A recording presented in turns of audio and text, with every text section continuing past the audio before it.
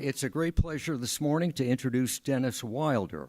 Dennis is the managing director of the Initiative for U.S.-China Dialogue on Global Issues at Georgetown University, where he's also an assistant professor of Asian Studies at the School of Foreign Service. Earlier, Dennis served as the National Security Council's director for China, and later as the NSC's Special Assistant to the President and Senior Director for East Asian Affairs. From 2009 to 2015, he was Senior Editor of the President's Daily Brief, which is the worldwide intelligence update produced under the auspices of the Director of National Intelligence. Finally, and more recently, Dennis served for 2 years as the CIA's Deputy Assistant Director for East Asia and the Pacific. Well, Dennis, to get things going, as you know, Mike Pence's recent speech, which was highly critical of China, seemed to set a new, very confrontational tone to our relationships with Beijing. So in that context, how do you think the U.S. should or can deal with China's global aspirations and ambitions? So it's all yours, and thank you very much for joining us today. No, thank you. Thank you, Tyler.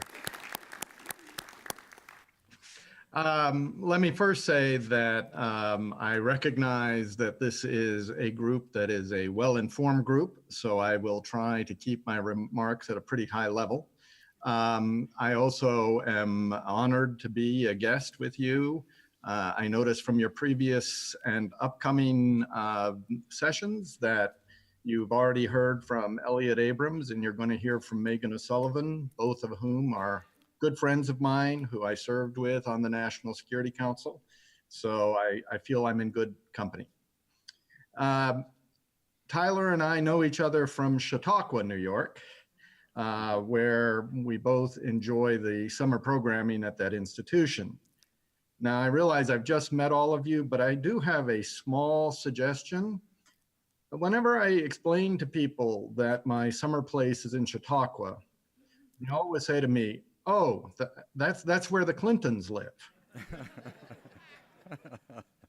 So this is just a suggestion, but if you could change the name of your town, it would be extremely helpful to us in Chautauqua.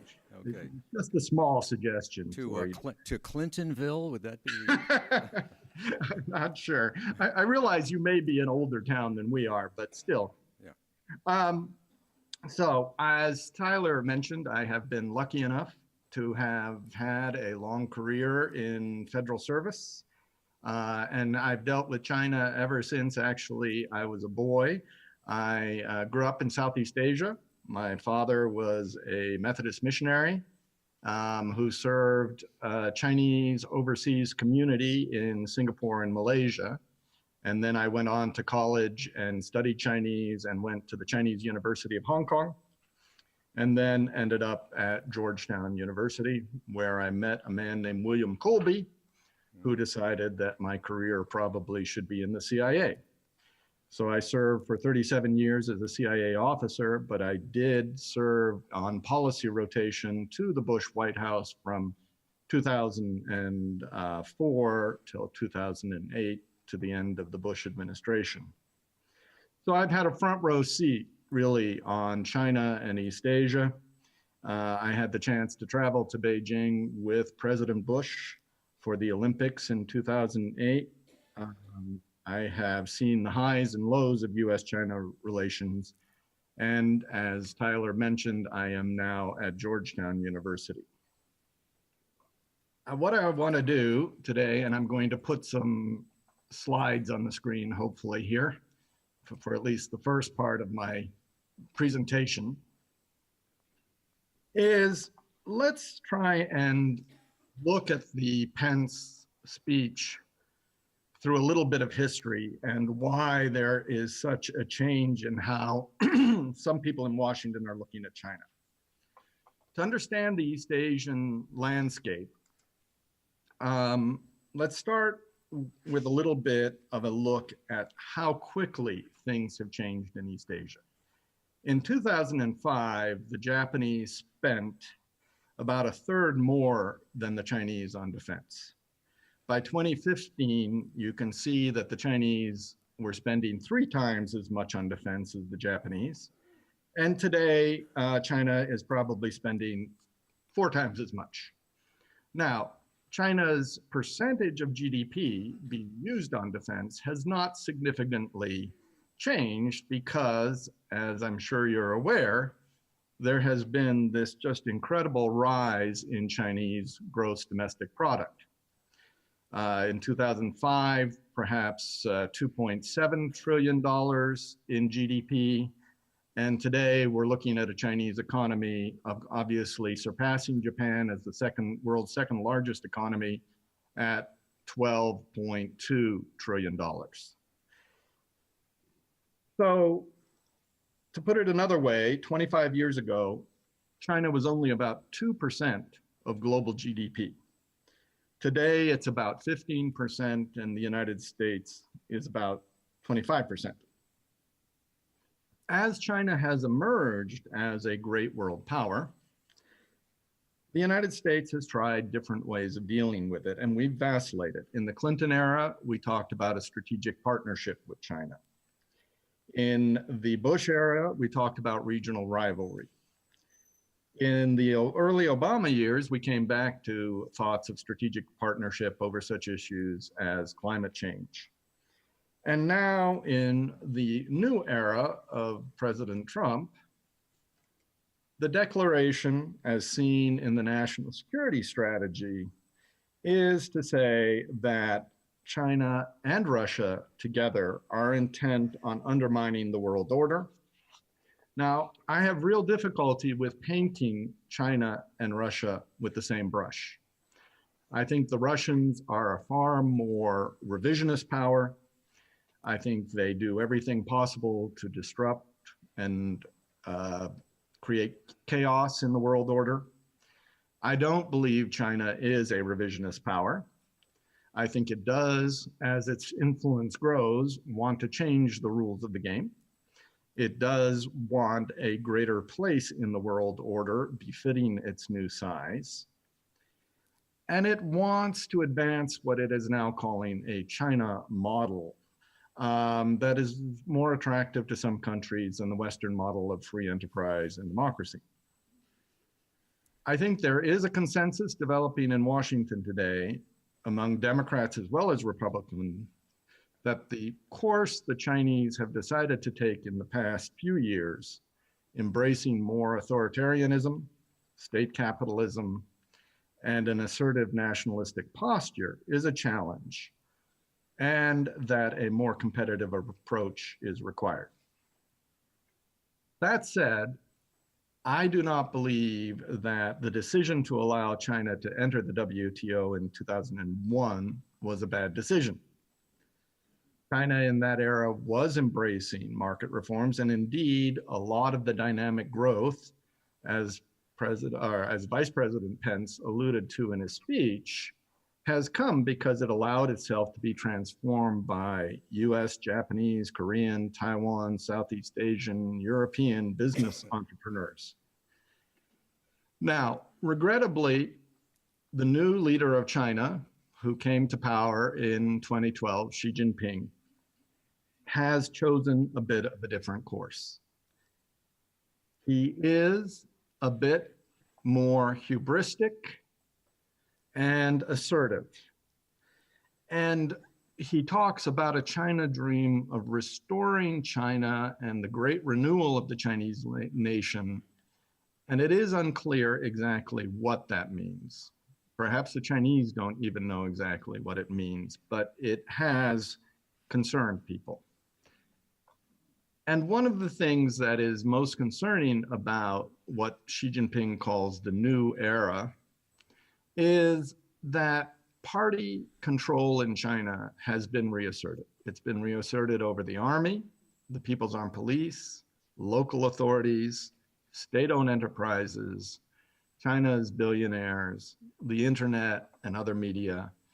And so we are seeing a different China since Xi Jinping took power. One thing I want to do is introduce you perhaps a little more to this leader of China because he is so important today in understanding what is going on. First of all, unlike his two predecessors, he is really a crown prince of Chinese communism. His father joined Mao's army in the 1920s, and he is what the Chinese call a princeling.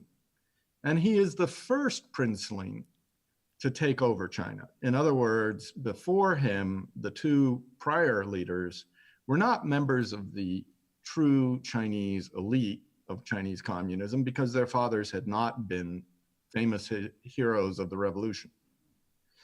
Now, one of the most important things to understand about Xi Jinping is that he was separated from his family and sent to the countryside during the Cultural Revolution. This was called the rustification of elite youth. And he had to work on a farm on a very tough living conditions. And I think to some degree, this experience of being separated from his family, sent to the countryside, is very searing on this leader. And I would say that it has made him extremely worried about threats to his power, worried about chaos in China. And so I think we have to keep in mind that the generation that Xi Jinping is from, of these Cultural Revolution sort of survivors, is an unusual group, and the next generation will be a bit different. Now, even though he was sent to the countryside, his family was rehabilitated, and his first job out of college was to be a secretary to the Minister of National Defense. That is not what a usual Chinese young man coming out of college gets to do. So clearly, even in that day, people were building his career. He went to the countryside. He worked his way up the political system in China. One of the most interesting things about Xi Jinping is what I call his secret weapon. And his secret weapon is his wife. This is Major General Peng Liyuan. She doesn't use the Major General these days as in her title, but she actually still is a member of the People's Liberation Army. She was a famous singer even before she met President Xi, and she is well known around China because she was always on the Spring Festival Chinese New Year show carried around the country. She is a star, and she was much more of a star when they married than he was. But I think one thing you have to understand is she has been able to help the president of China build relations with the Chinese military that no recent Chinese leader has had because of her work in this regard. I also think we need to understand that Xi Jinping is very much a domestic leader. He really doesn't have much personal experience with the outside world. He did send their only daughter to Harvard for college, but as soon as she was done with the 4 years, she was pulled back to Beijing and keeps a very low profile. The most time Xi Jinping has ever spent outside of the country is in this black and white photo in Muscatine, Iowa. And that was 2 weeks. Governor Branstad, there a young man, was one of the hosts. He does not speak any foreign languages. And so I think we have to remember that this is a leader who, even though he goes out on the world stage, really is not that familiar with the world. Now, one of the things President Trump did, of course, was make Governor Branstad, governor of Iowa, the ambassador to Beijing.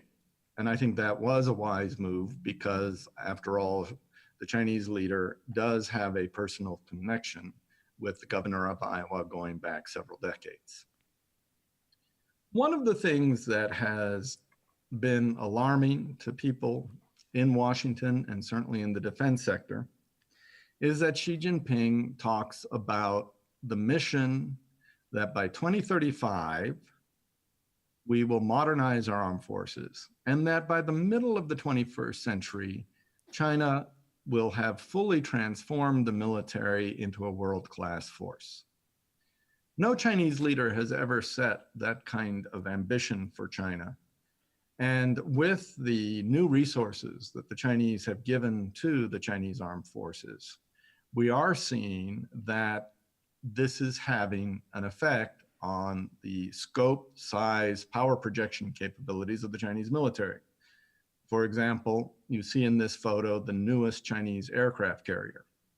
They have now built, they now have two aircraft carriers, one a Ukrainian aircraft carrier that they rebuilt, this one indigenously built, and they're talking about building a third aircraft carrier. Now, one of the things I should say is Chinese aircraft carriers are not anywhere in the league of our 10 carrier battle groups. We have far more firepower. These are pretty rudimentary carriers without the kind of power projection capabilities we have, but nonetheless, it's a step forward.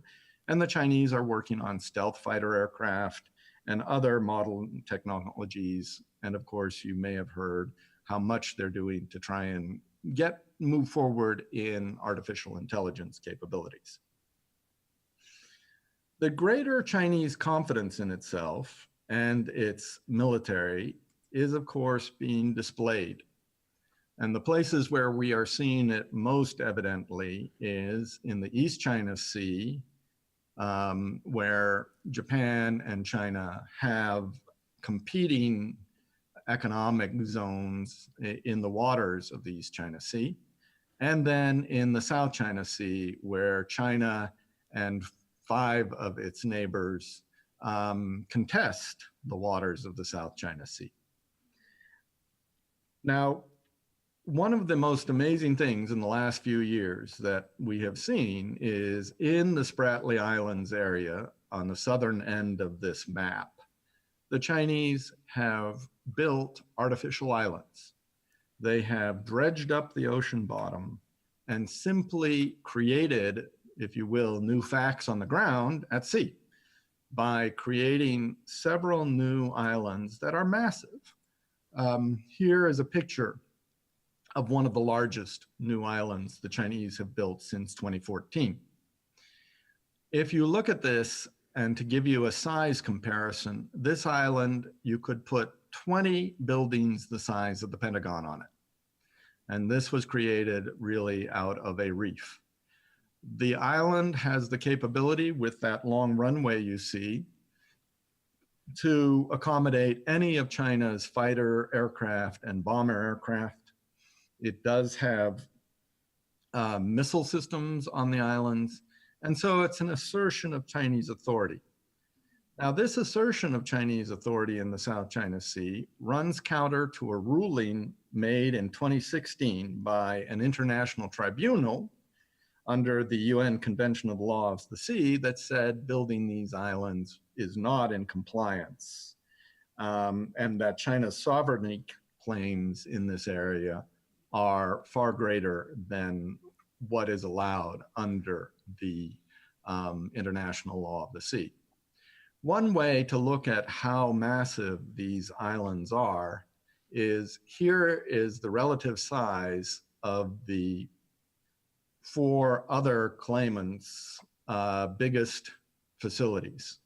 And as you can see, the Vietnamese, the Philippines, Taiwan, and Malaysia all have much smaller airfields and much smaller islands than these artificial ones the Chinese have created. Now, the United States for many years has said we do not side with anybody on the sovereignty issues in the South China Sea, that this is up to the claimants to work through. But we do assert freedom of navigation rights in the South China Sea because these are international sea lanes.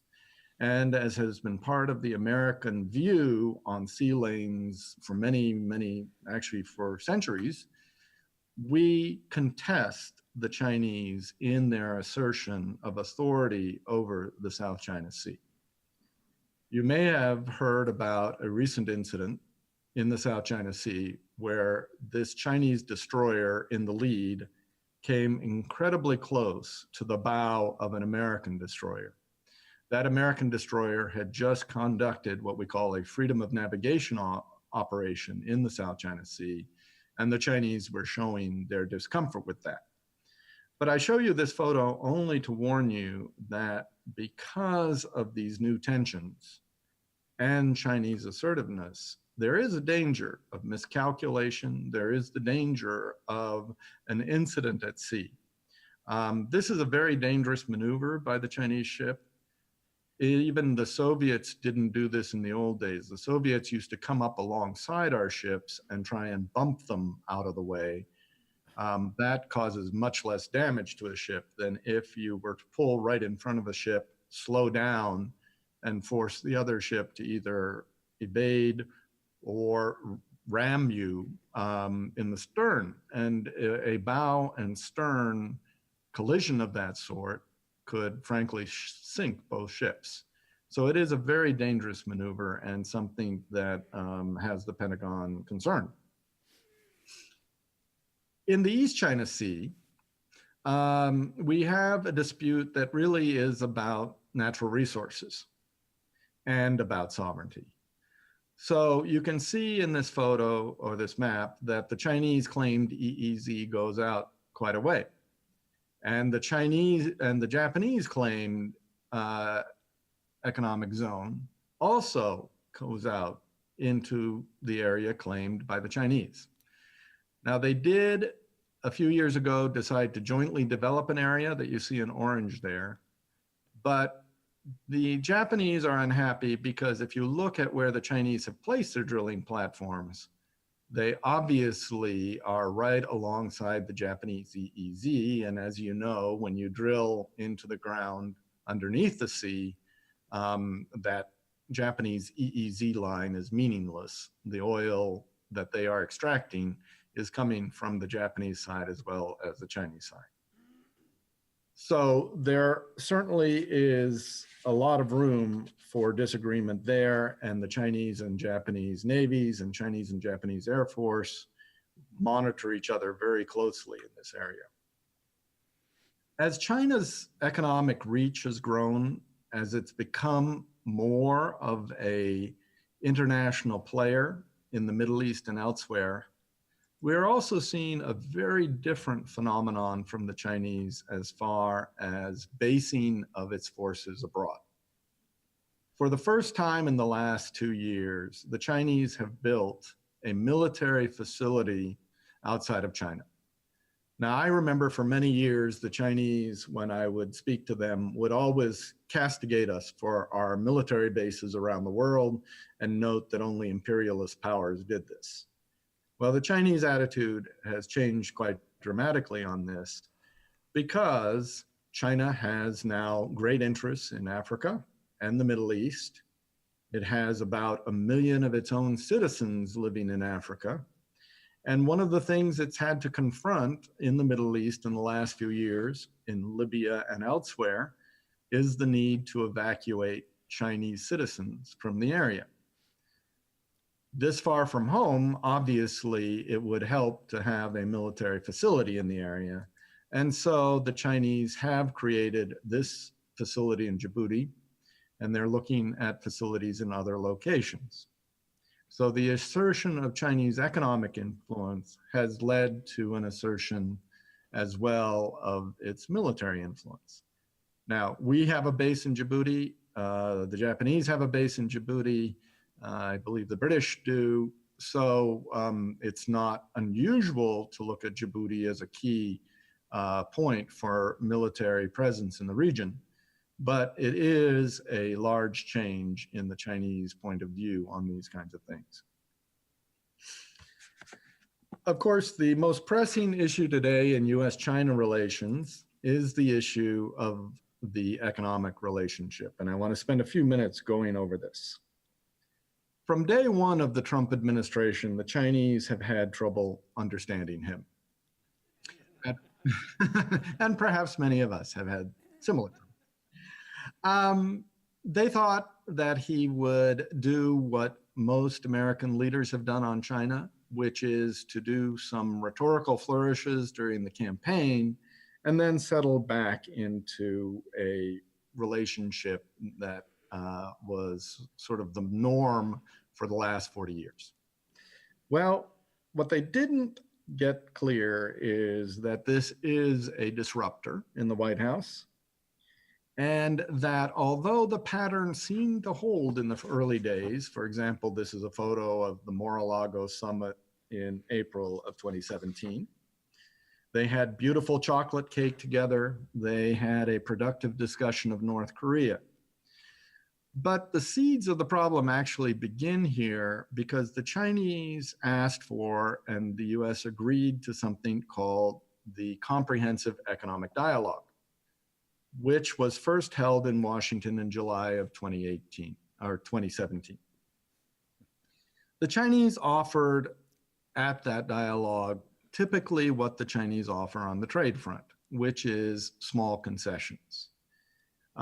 Secretary Ross took those small concessions to the president, and the president said, absolutely not. We need a much bigger, much more comprehensive restructuring of the US-China trade ties. Now, the Chinese, fast forward to this year, have tried with the Trump administration to send envoys to try and solve this impasse over the trading relationship.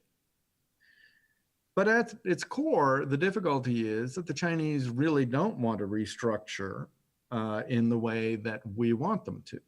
The Chinese want to keep the advantages that they've had, and they want to keep national champions, they call them, in the Chinese economy. So they are not interested in some of the things we want them to do.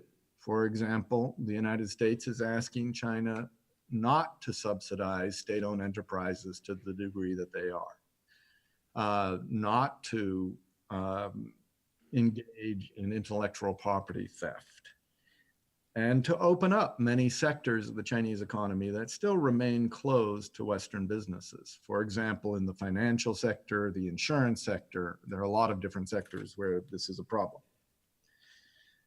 Today, I think Beijing is shocked at how an American consensus has emerged for a need in significant bilateral trading relationship change. They've tried to energize farmers, governors, CEOs on their side.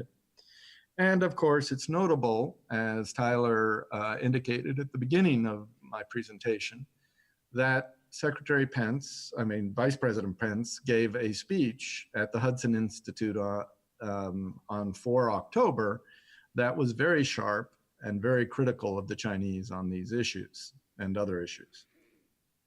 I think what's notable out of that speech, as much as anything else, is how little others in the American political system have criticized Vice President Pence's remarks on the substance of them.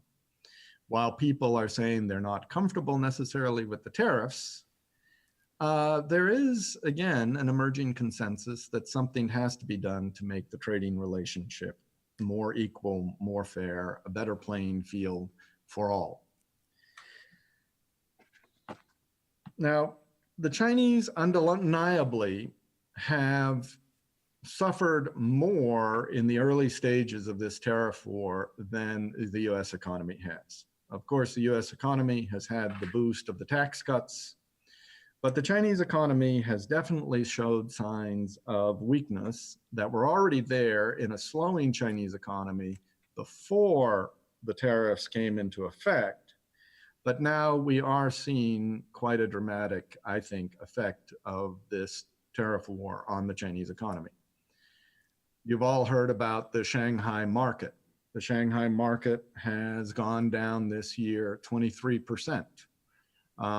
There is an awful lot of money has been lost to Chinese investors over this time. And the fact that the stock market is not as central to the Chinese economy as to the US economy is a given, but it also shows sentiment in China and consumer sentiment. We've also seen the Chinese have to cut the reserve ratio for Chinese banks to free up 175 billion in capital to inject into the economy. They've also been raising tax rebates for their Chinese exporters to try and offset things. GDP growth, if the tariffs remain in place in China, will slow to about 6.2% next year, which would be the slowest in many, many years. And to see how these issues are affecting domestic opinion, the New York Times recently reported that there were a new set of instructions to the Chinese media on what they could and couldn't report about the economy. And one of the things they told them is, do not report worse than expected data showing the economy is slowing. Do not report on local government debt risks, signs of declining consumer confidence, the risk of stagflation or rising prices coupled with slowing growth, and hot button issues to show the difficulties that the tariffs are having in relation to the lives of China.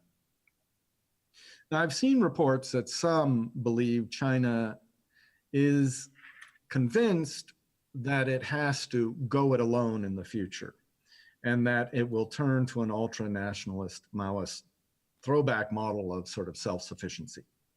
I really have my doubts over this. Throughout the period of tensions, Beijing has been very careful not to raise the rhetoric on its side. They haven't done many of the things that China has done in the past in trade disputes with other countries. For example, there are no Chinese boycotts on American goods. American companies are still very welcome in the Chinese marketplace. The Chinese are worried that if they engage the administration in this sort of trade rhetoric and trade war rhetoric, that this will entrench the situation. And the Chinese still need the help of foreign countries. They don't want other Western countries to follow an American lead and pull their supply chains out of China, pull back from China.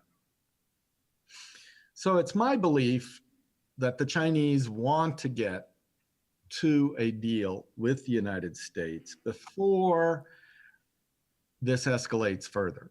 The president has threatened, for example, as shown in this chart, to put tariffs on all of Chinese goods coming into the United States. The Chinese are eager for a meeting between Xi Jinping and President Trump at the end of this year. At the end of November at the G20 in Buenos Aires, because they've lost faith in dealing with the president's cabinet secretaries. They've had these meetings with the cabinet secretaries. They thought they were making progress, and when the issue came back to President Trump, he did not accept the deals that they had negotiated. So in some ways, the Chinese are thinking that the meeting with President Trump at the Buenos Aires summit is sort of their last best hope to avoid this trade war getting deeper. And they look at what President Trump did in Singapore with the Leader Kim of North Korea. And of course, he signed on to a deal which surprised many Americans, on sort of a generalized agreement on where to go on denuclearizing North Korea. So in some ways, they are seeing that President Trump at these meetings is more flexible than he is outside of these meetings. And that is one of the reasons they're very eager to see this meeting occur. Now, to talk about North Korea for just a moment here, I think one of the things that we have to understand is, while we obviously are in a new era of competitiveness with the Chinese, it does not mean there aren't areas of the world that we have to cooperate in. And as you know from last year, the North Koreans were launching a lot of new kinds of rockets that could reach the United States and could reach the United States with nuclear-tipped missiles. During those rocket tests, they didn't actually launch to distance. What they did was they lofted these missiles and landed them in their own area around North Korea.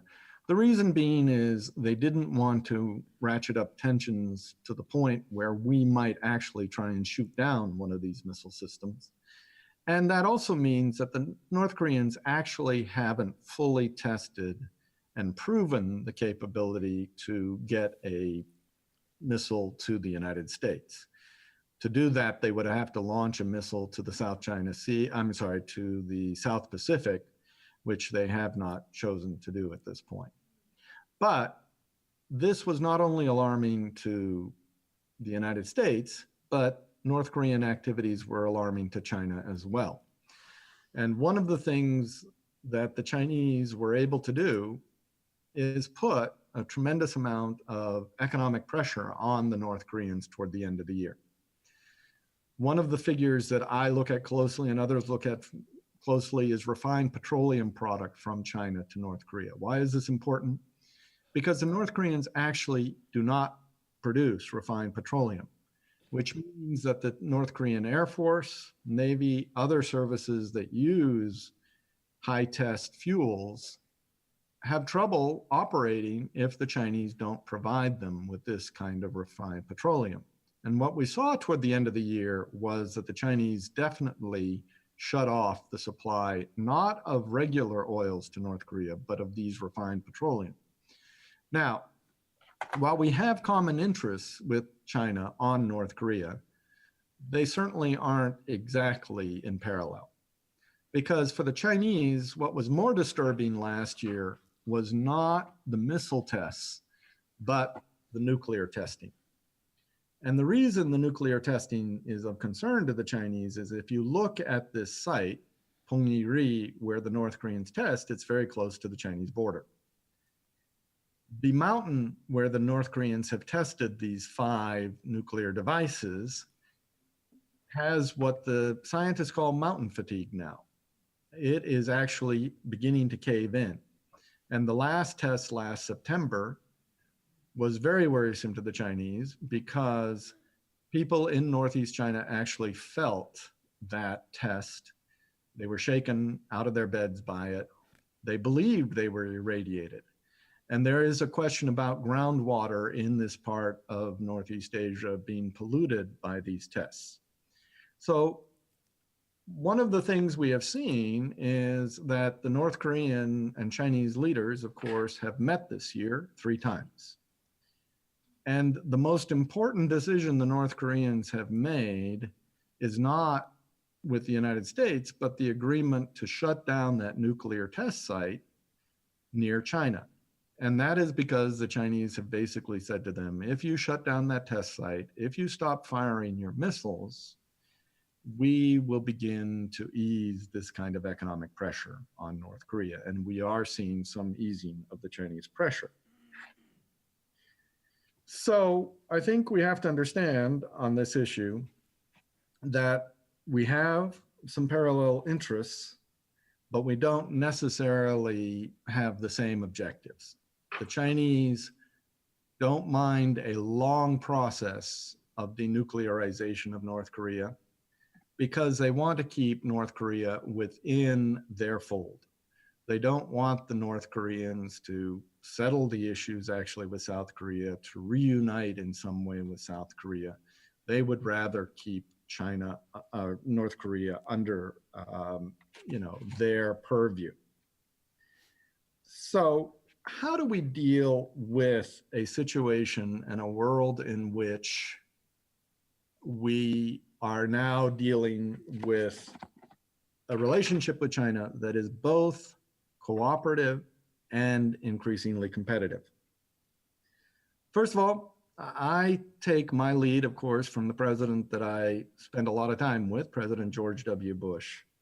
And one of the things he was always clear on is you have to be frank and candid with the Chinese, and you have to make sure they understand your values. He was always polite and respectful of the Chinese, but he never forgot that disagreed with them on certain fundamental issues. And I think one of the things that has been lost a little bit in the Trump administration has been an emphasis on our values.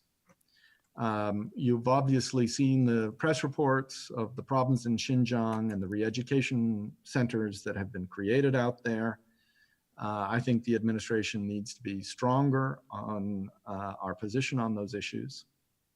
Secondly, I don't think you make a China strategy in the Indo-Pacific, but rather you create an Indo-Pacific strategy with China as part of it.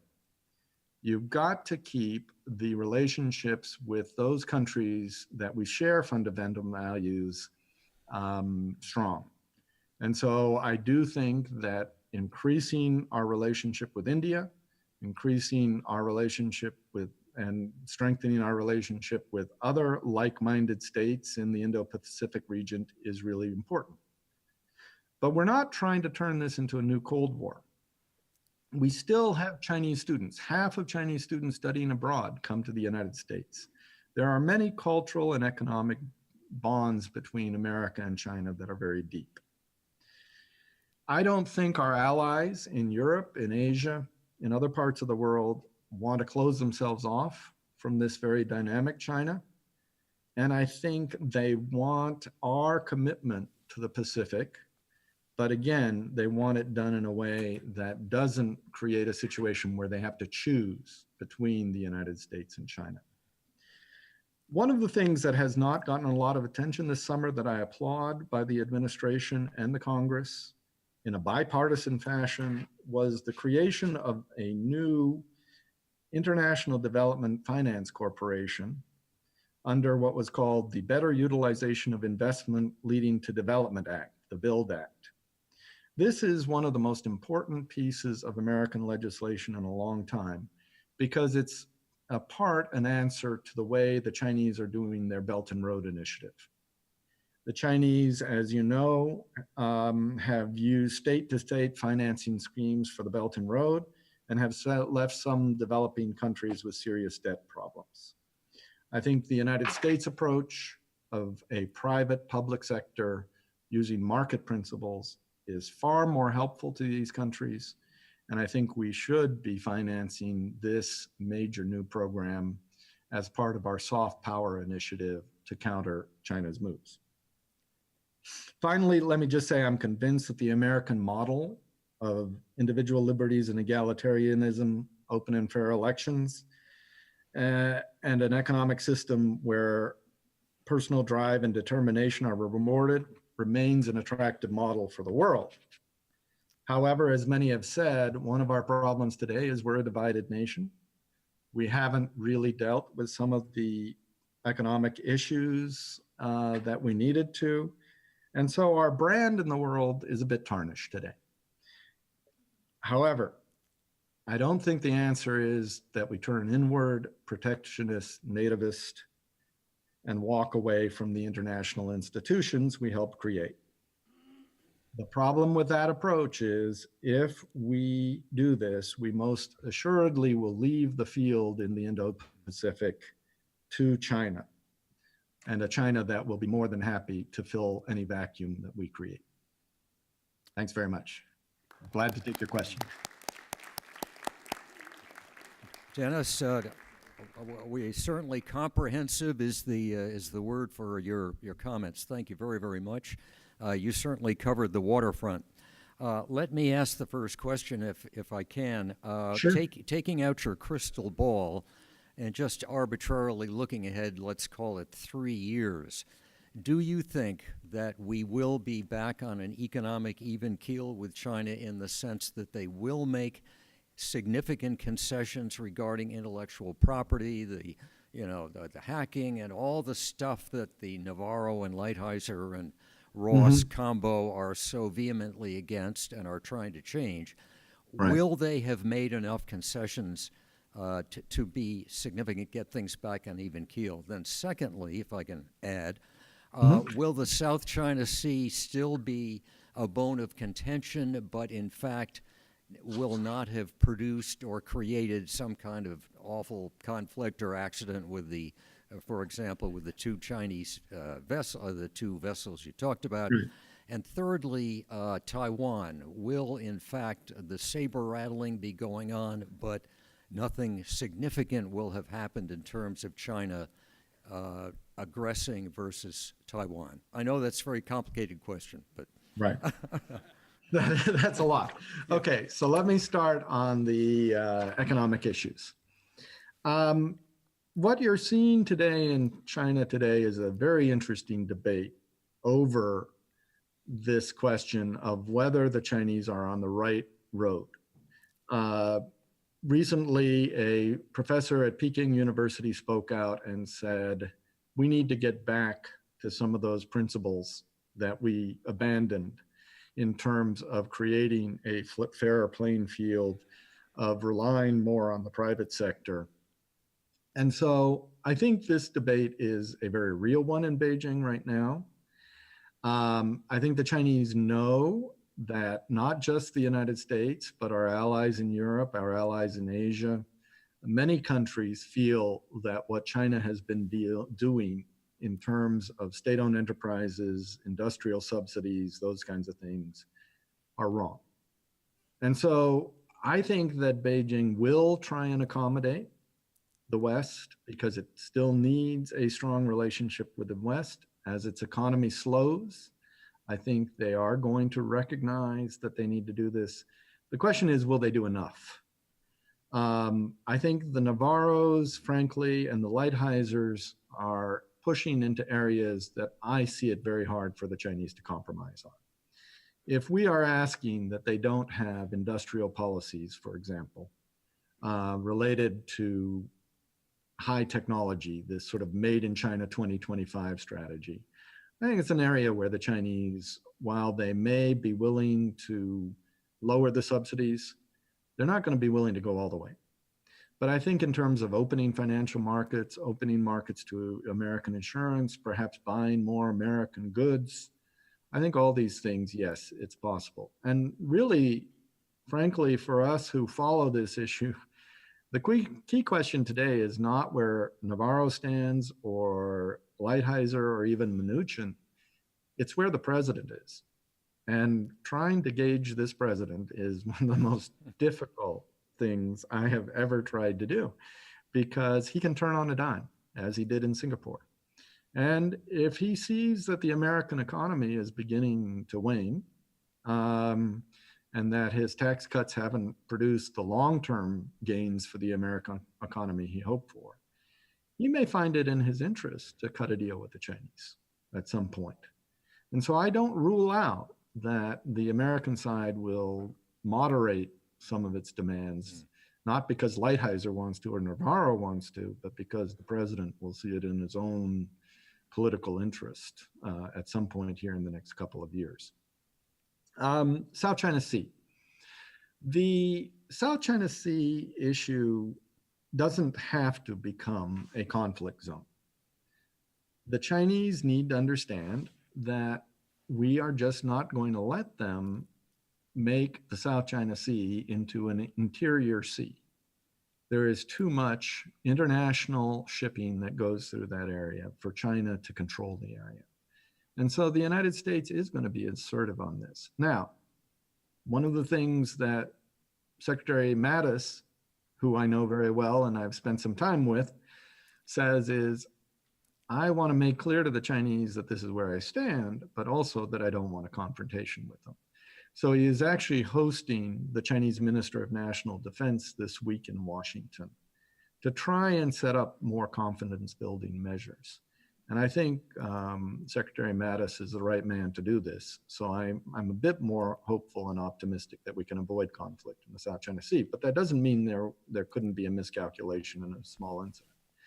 Taiwan is the thorniest issue in US-China relations by far. We have now seen in Taiwan the establishment of a true democracy.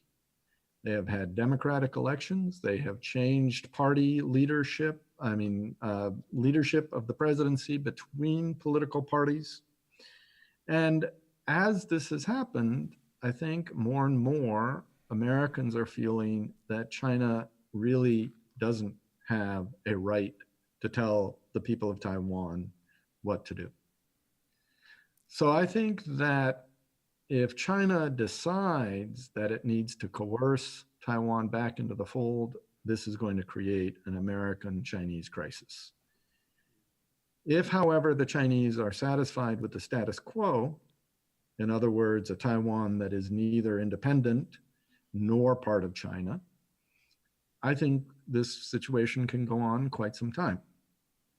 But really, it's not a question of where America stands. I think we have made clear that the current situation is the one we want to see continue. In other words, no change to the status quo. Let's not try and resolve this issue because it's too hard to withdraw to do that. But I do think that if Beijing presses what it perceives as its military might and tries to coerce Taiwan, then I think we're in a deep trouble. Okay, thank you. Sure. Other questions, I'm sure. Yep. Well, let me add my congratulations to you for such an outstanding and intriguing set of comments. My question has to do with Chinese foreign relations outside the United States, and in particular Japan and Russia. Could you say a few words about that, please? Sure. Let me start on the Russian side. One of my concerns about the way in which the administration talks about China and Russia in the same breath is that we actually are in danger of moving the Chinese and Russians closer together. In other words, if they both see that we are threatening them as a unit, then there are incentives to become a unit. And I think that one of the most difficult problems that we have in perception is that America is seen as trying to overthrow the governments of China and Russia. I have spent years trying to explain to the Chinese that it's a little strange for China to think we're trying to overthrow their governments when we have invested so much in China's prosperity since their entry into the WTO. Nonetheless, they do have conspiracy theories about what we have done in Hong Kong and Tibet, and even to some degree Xinjiang. And when the Russian leader and the Chinese leader sit down to talk, they talk about these kinds of things, that they see a dark American hand. And so we shouldn't play into that.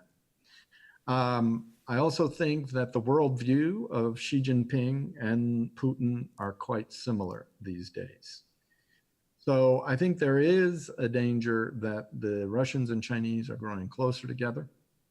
And we need to think about how our rhetoric affects that. The Japanese are a fascinating contrast. Prime Minister Abe of Japan is a very, very good friend of the United States, believes in the relationship very much, actually wants to do more on the military side. If he had his way, he would change the Japanese constitution. You may be aware that after World War II, the United States helped China write a new Japan write a new constitution. And one of the phrases in that is very unusual in world constitutions is Article 9. And Article 9 says that the Japanese will not go to war, that under no circumstances will Japan ever go to war again. So this created a circumstance in which the Japanese created what is now called the Self-Defense Force. But the problem with the legalities of the Self-Defense Force is that it makes it very hard for Japan, for example, to support the United States when we are engaged in situations.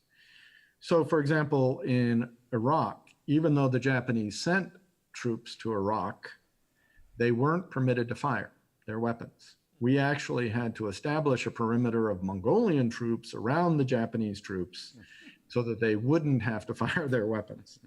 So it was great symbolically to have the Japanese there, but it was a bit artificial. Abe and others in Japan say, you know, we've been a normal nation for a long time now. We need to be let out of this box that we've sort of been put in. The Chinese, of course, are not happy with President or Prime Minister Abe over that. So there has been tension in the relationship because the Chinese claim that he is going back to a more militaristic Japan. I think that's the wrong reading of Prime Minister Abe. But the other side of the coin for the Japanese is they need the Chinese economic markets. And so they are trying to lower the level of tension in the relationship. Prime Minister Abe just visited Beijing, signed some new trading agreements with the Chinese, brought a huge group of Chinese or Japanese business people to Beijing. And I think the Japanese-Chinese relationship exemplifies exactly what I was talking about earlier, about the difficulty of asking our friends to choose between China and the United States. It's not a choice any of our East Asian partners want to make. Yes, they want to be closer to the United States than they are necessarily to China, but they don't want to cut themselves off from what is becoming a huge consumer market for their goods. I'd like to ask, you mentioned Djibouti before with the military presence there in the Red Sea. Chinese, not militarily, have also practically taken over the port of Piraeus in Athens. Where else in Europe are they making inroads? And I also, second question was to just ask you, do you see anything developing problematic with China and over the Himalayas with India? Everyone talks about India rising. I'm a little skeptical about it, but what are your thoughts in terms of China and India?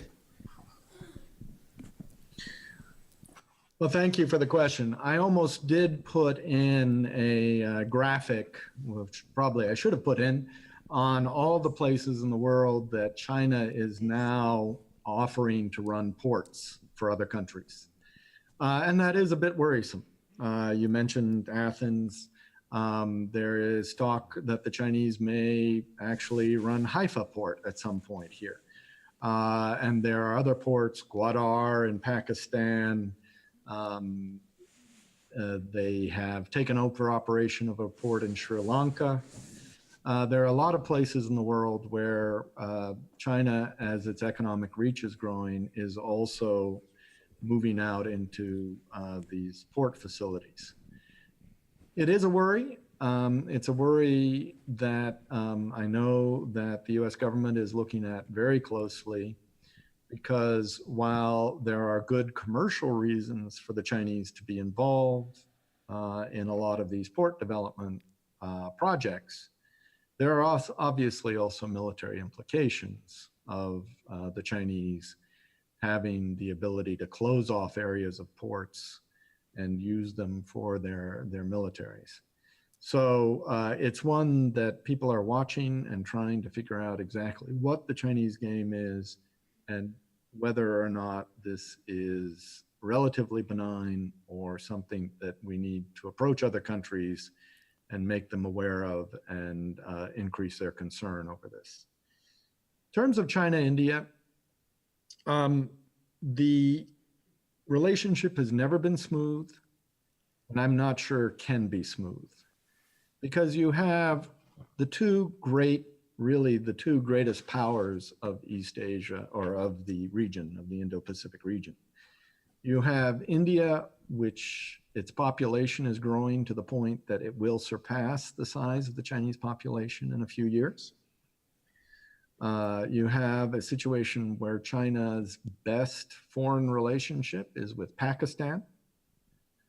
The Indians are extremely wary of the Chinese and are becoming more wary because the Chinese Navy is now moving into the Indian Ocean. Chinese submarines used to not operate in that area of the world. The Chinese Navy did not operate in that area of the world. Now the Chinese Navy is there frequently. As I mentioned, we have the Sri Lankan ports, we have the Gwadar ports. And so I think you're going to see a very uneasy relationship strategically between India and China. Frankly, one of the reasons that the US now talks about an Indo-Pacific strategy, a free and open Indo-Pacific, is that the administration is trying to bring India closer in, make India more of a partner. One of the things that the Indians keep saying is we're a non-aligned nation, but when you look at their interest, they're pretty well aligned with the United States in this area of the world. And so I think the Chinese are worried about that. I think they're worried about our new emphasis on India. The Indians and the Japanese are doing more together. We're doing more quadrilaterally between India, Australia, Japan, and the United States. So I don't think the tensions there are going to ease anytime soon. And of course, the Indians still support the Tibetan government in exile, which is always a large irritant to the Chinese. Earlier, you spoke about the foreign governments being uncertain as to where the president will be at any moment and whether his ministers speak for him. You talked about Secretary Mattis, but there is some talk about Secretary Mattis being forced out after the midterms. You spoke about Lighthizer, etc. When you go to sleep at night, what worries you about what the president will do relative to the centralizing decision-making in the Oval Office to the exclusion of maybe the NSC and other places? What worries you that we may be doing in this process, or he may be doing in this process, that could destabilize the international situation? Sure. Well, I think it's an excellent question and an excellent point. One of the things that has bothered me is how slow, for example, this administration has been to appoint ambassadors to foreign countries. I think those are incredibly important positions that we in Washington sometimes don't value as much as we should. Because what we are saying when we don't appoint, for example, an ambassador to Singapore, which we still don't have anybody nominated, I'm aware of, for Singapore, for example, is that the importance of Singapore is not as high as it used to be. And we don't realize we are sending, I think, some of these signals to other countries. In terms of centralization of power, I agree that this kind of presidency doesn't use the full resources of the United States government that it should be. In other words, the National Security Council process is not as inclusive in this administration as it's been under many other administrations. And when you do that, you cut yourself off from some very good advice. We have an excellent federal service with very, very smart people. And I do worry about the idea that you can run the United States like a CEO of a company. I think it's a far more complicated machinery than that. Let me just say that on General Mattis, I really hope that the rumors are untrue. I think General Mattis is one of the finest public servants I have ever met. And I think that the nation would be well served for him to remain as long as possible in the position of Secretary of Defense. Yes, I'm a contributor to The Hill, so I write about this stuff. In 2005, the Chinese were spending about 5% of what the United States government was spending on technology. The 2025 Made in China program that they've announced is something that has gotten people's attention. Today, they're spending about 85% of what we spend on technology. Do you and we've relied more on the private sector to develop technology than the government. Do you think, given Made in China 2025 and the so-called technology race, that the federal government should begin either subsidizing or subsidizing more or spending more on the development of technology in order to compete with what China's doing? Very good. I agree with the thrust of your question.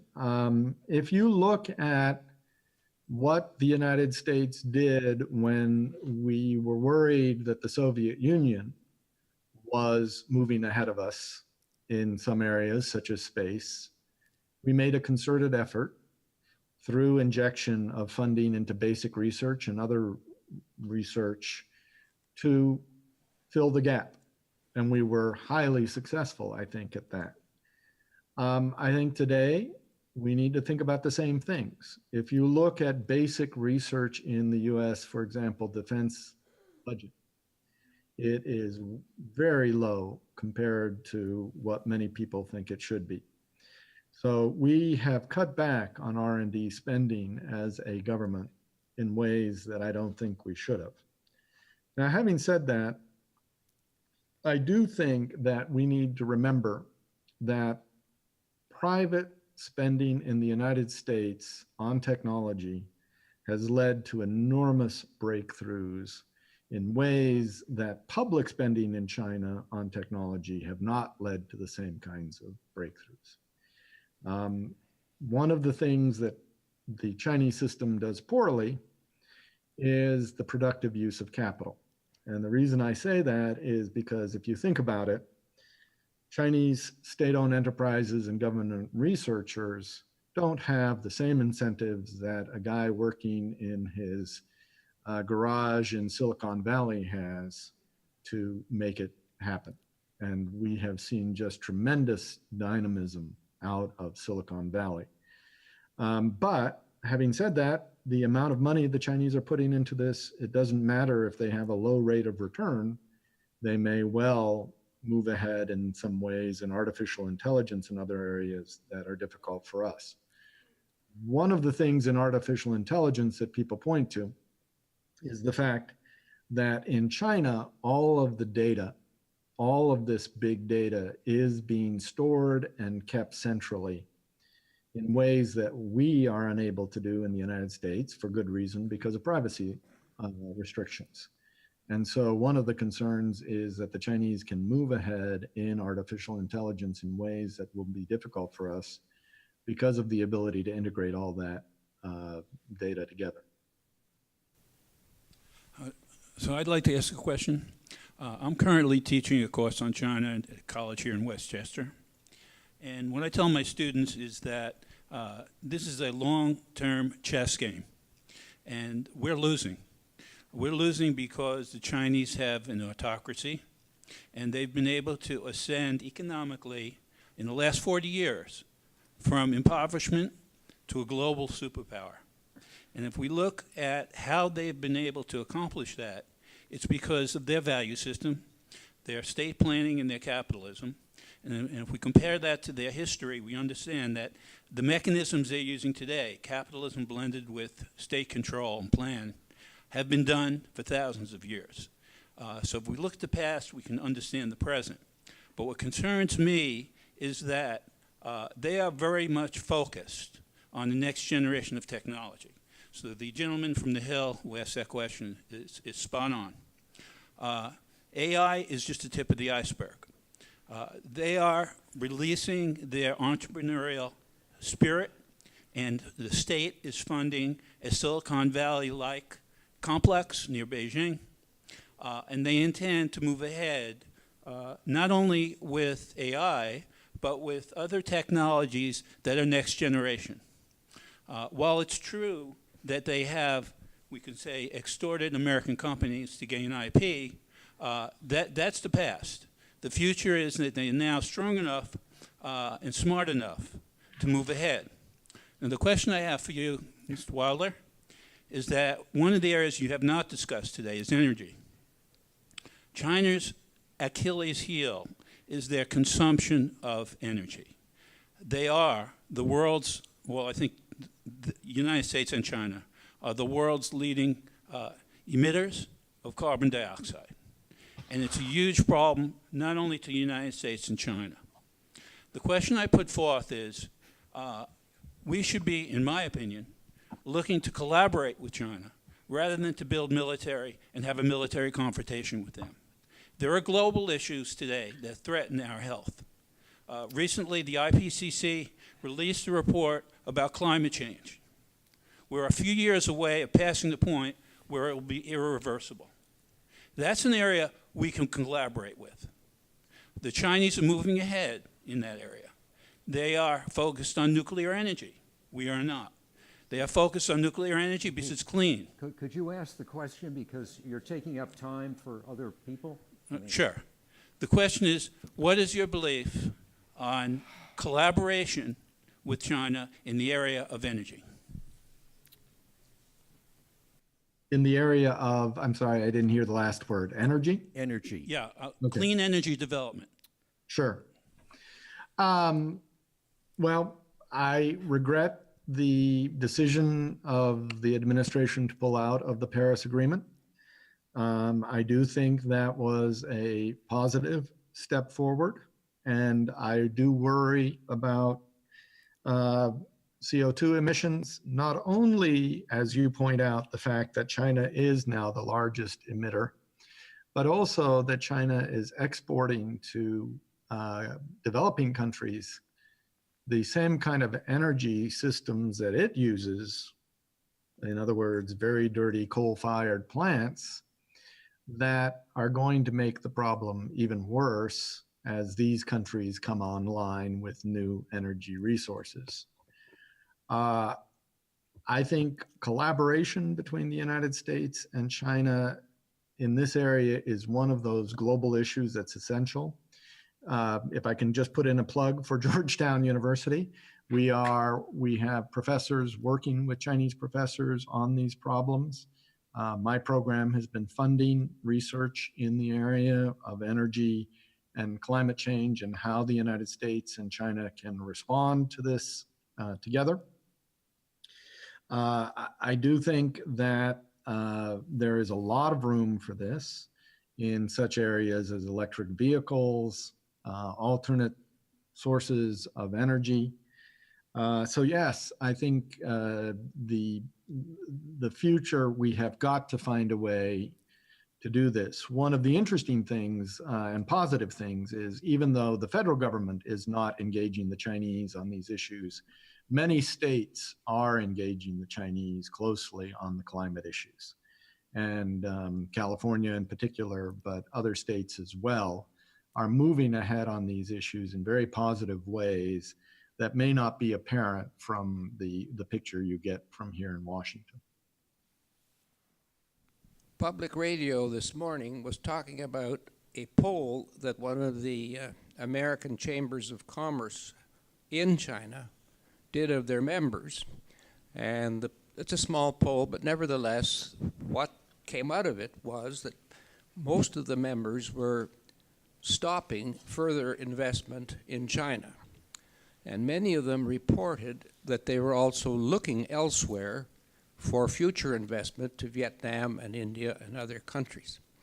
And I was wondering if this problem between China and America goes on for a longer time, whether some of these investment ideas and changes will make it impossible to go back to China in the way that we have.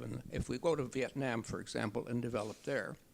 The second question I have is, America in many ways could stop tomorrow the import of iPhones and many of these things which are manufactured in China.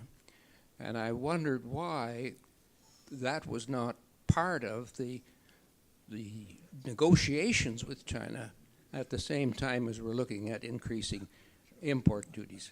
So the two things are, could we see in the future that some of these investment changes will be irreversible? And secondly, are there other ways than just simply raising import duties to get whatever America wants? There's a lot there, so let me try and work through that. I spend a lot of time talking to American businesses in China, very close relations with the American chambers there. I think the way to think about it is that certainly those American companies who have the ability to move their supply chains to places like Vietnam, Bangladesh, India, other locations, Mexico, they are thinking about it and some are doing it already. Now, these are in the low-end manufacturing, people in the garment industries, people in handbags, other things. It is very easy in those industries to move production to other areas of the world for the American market. And I think those people are already moving. What is much harder is to move the supply chains that have been set up by Apple and other high technology companies. There simply isn't the capacity in Southeast Asia to do this. And so you would have to create new manufacturing centers for things like chips and other things. Now, my understanding is that for Peter Navarro and for Mr. Lighthizer, that's exactly what they want to see happen. They want to see these American companies begin to rethink using China as part of their supply chain and moving elsewhere, obviously hoping that a big percentage of that would come back to the United States, but if it doesn't come back to the United States, at least it gets it out of China. So I do think there is a not so hidden strategy on some parts in the administration to do exactly what you're talking about, which is to force these companies to change how they source their goods. Now, as to why the iPhone has not been hit yet, well, my understanding is Tim Cook got an understanding directly with the president that the first stages of tariffs would not affect Apple products. And so to this point, the Apple products coming from China have been exempted. Whether if obviously if the president went to full tariffs on China, Apple would be affected. But I think there is some concern that if you go to full tariffs and things like these products are affected, very quickly the American consumer may get shall we say, disenchanted with the trade tariff war. So the administration's been trying to do this in a manner where they put pressure on China. The only industry that you can say has really been hit very hard is obviously farming.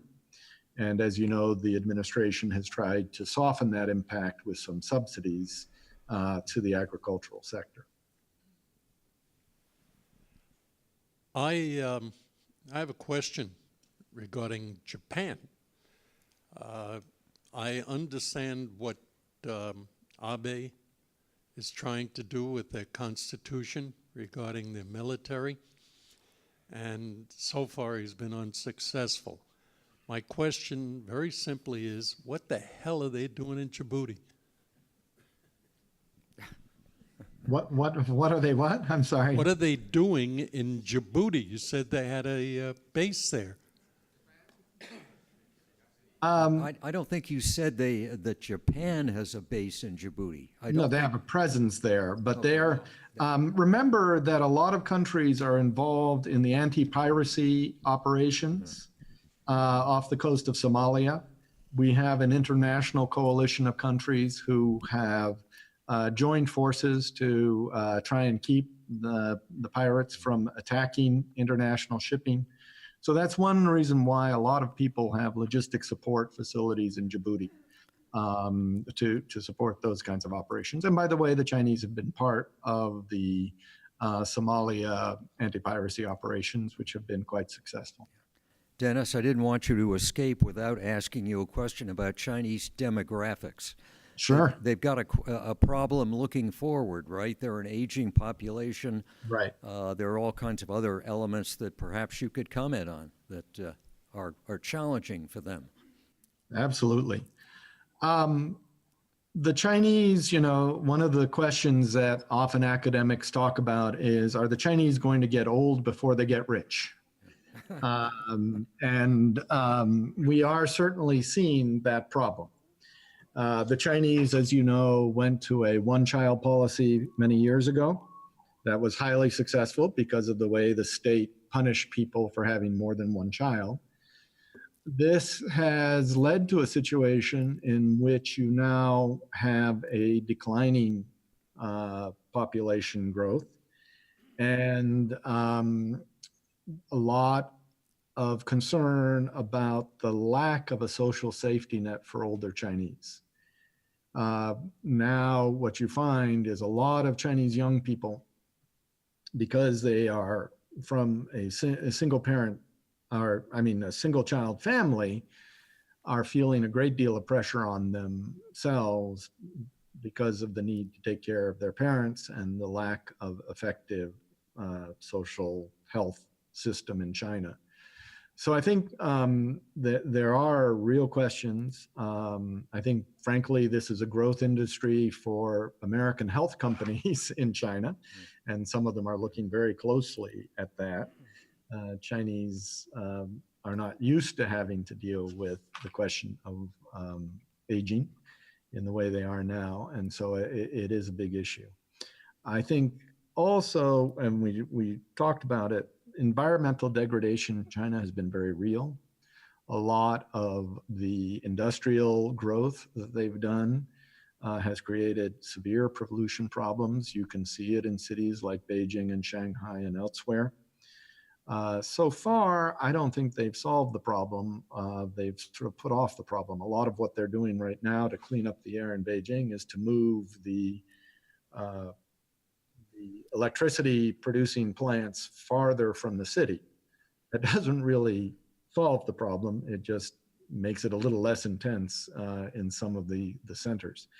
So China has a big environmental issue to deal with. They also have what we call the danger of the middle income trap, which is that you get to a certain point of development in developing countries, and then you can't get beyond it because of the nature of your economic system. And so there are concerns in China that this slowing growth is going to cause a situation where future generations in China are not getting the benefits that happened during this period of such high growth. And there's a concern, frankly, for social stability in that regard, that will younger Chinese become impatient with a situation where they don't see their future as doing as well as what their parents had in this period of double-digit GDP growth and all that came with it. I'd like to ask you if you think that there's a good chance that the U.S. administration's concern with the trade deficit with China is just fundamentally wrong-headed. And what I mean by that is one way to look at what's going on is the United States, first of all, is at full employment, very close to at full employment. So one way to look at this is that millions of Chinese workers are working like hell to supply the United States with a wide range of products. And what do they get in return? Well, in the short term, all they're getting is government securities that pretty much have negative real interest rates. I mean, you could actually say that we're getting product and they're getting bookkeeping entries. So my question is, why does, I'm wondering if Trump's concern with the trade deficit and the level of the trade deficit is just simply wrong. I don't disagree with you. I think that this emphasis on the trade deficit number doesn't make a lot of economic sense. I think that we are on far better ground when we say that China is out of compliance with some of the agreements they made when they signed on to the WTO to create a free and fair trading system. I often use this example. When I go to China these days, I'm told I can use my MasterCard or Visa. When I get to China and I get out of the tourist areas, I find nobody wants to touch my Visa and MasterCard. They want Unipay, they want Alipay, they want the Chinese systems. Why? Because today in China, over 90% of the credit card issuance and credit card usage is on Chinese systems. Well, that's a monopoly as far as I'm concerned, and it's a monopoly that the Chinese government has allowed to happen.